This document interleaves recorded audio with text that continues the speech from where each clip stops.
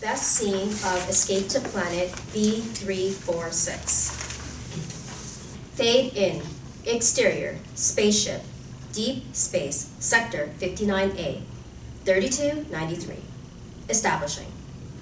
A large transport ship drifts towards the spiraling debris falling into a black hole.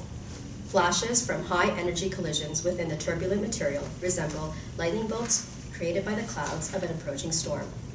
Interior, angle on main deck. The ship is nearly deserted. On the bridge, a uniformed officer wrestles with the console, facing a large screen that images the approaching black hole.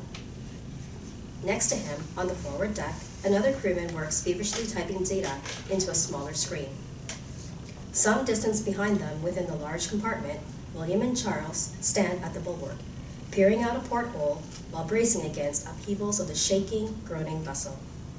William, handsome, tall with dark hair, he wears the one-piece, tight-fitting passenger suit while grimacing at the maelstrom.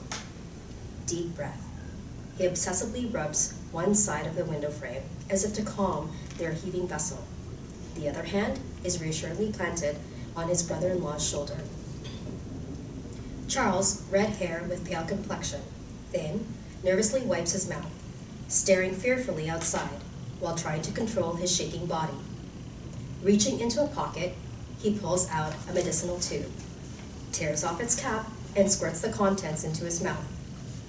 After a few seconds, he calms down and turns his back to the window to look woefully at the woman seated nearby. William's wife, Elizabeth, sits alone on one of the many empty passenger seats. She is short with close-cut curls and dark eyes that flash with intellect.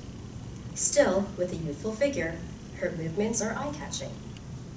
She speaks into a personal electronic diary. 5 of us are left on this disease-infested ship. We dare not venture below deck. The crew is convinced both air and water are fouled. The ship shudders. She straightens, glancing at her husband, then turns back to the palm of order. 8 days after our last stop on planet Able of the Centauri system, half the settlers on board, including our dear sister Emily, were struck down by a fast-moving virus. Ship structure howls. She looks up at cracks forming in the ceiling, amid bulges growing out of the edges of the paneling. Bodies were ejected overboard, and no one dared recover those poor souls confined below. William approaches and places a hand on her shoulder. She looks up at his gaunt face. Are we going to get through this? Charles doesn't look well. He steadies himself on the tipping deck, then gingerly comes over to them. We're completely dependent on calculations by the central processing unit. The captain said that our flyby distance, the hole's gravity, will curve space such that we travel 33 light years in 1.4 seconds and emerge near the Antares system. But stress on the ship is increasing. I was told the ship is designed to withstand the tidal force only if it maintains a precise orientation, or else we'd be crushed. It sounds like the ship is coming apart already. Are we off course?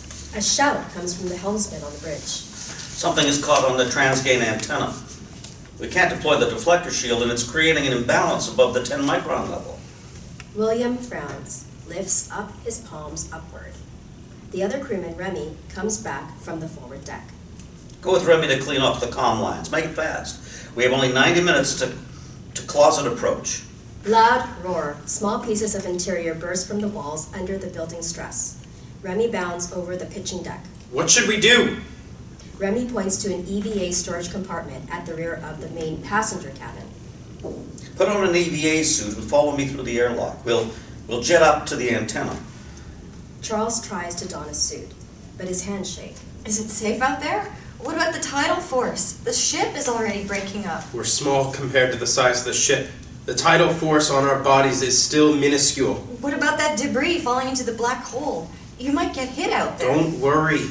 This far from the hole, it's only rarefied gas. Exterior, outside airlock, outer space. Outside, Remy is halfway up the transport shell, while the 2 hesitant passengers fumble with their jetpacks. They zigzag their way up, struggling to grab hold on the swaying top. Exterior, mast top, outer space. The 2 men climb to a small platform barely 5 feet wide 50 feet over the main compartment, amid a forest of swinging cables. Remy drifts along the thick boom near at the end of the yardum. Every few feet, he wipes the connecting cords. Exterior, crow's nest, outer space. William and Charles cling to a rail, swaying with the ship's rocking motion. Close on Charles. Look at that monster, devouring everything in its path. Are you okay? I've never been good with heights. I can't stop shaking. William grips Charles by the shoulders. We have to do this or we'll perish. I've got to go back inside. Just stay here. Hold on, Remy. Exterior, port side spar extending below crow's nest, outer space.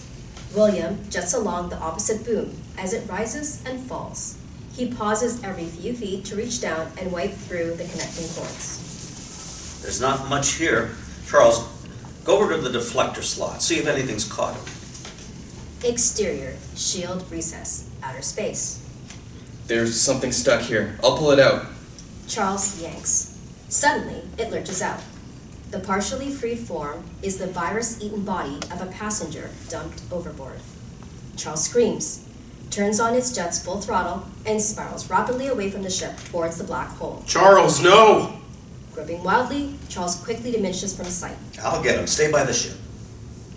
Remy disappears in the direction of the black hole. William waits with heart pounding, hands on both sides of its helmet. Minutes pass. He floats over to the compartment and removes the victim. Poor bugger. Fearfully, he turns towards the black hole. Remy, do you have him yet? What are they? Remy, do you have him yet? Where are you? We have to get back inside. Summoning courage, William jets out 100 yards from the transport and peers into the void.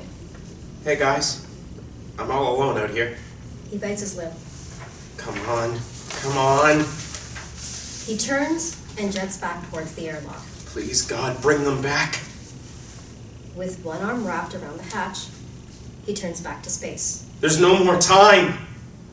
He shuts his eyes, pulls the hatch shut, tears flow on his face.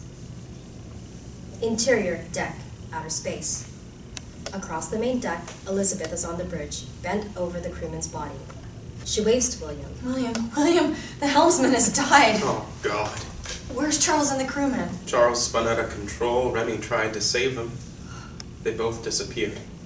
I guess the gravity was too much for their thrusters to overcome. She lunges into his arms. This can't be happening.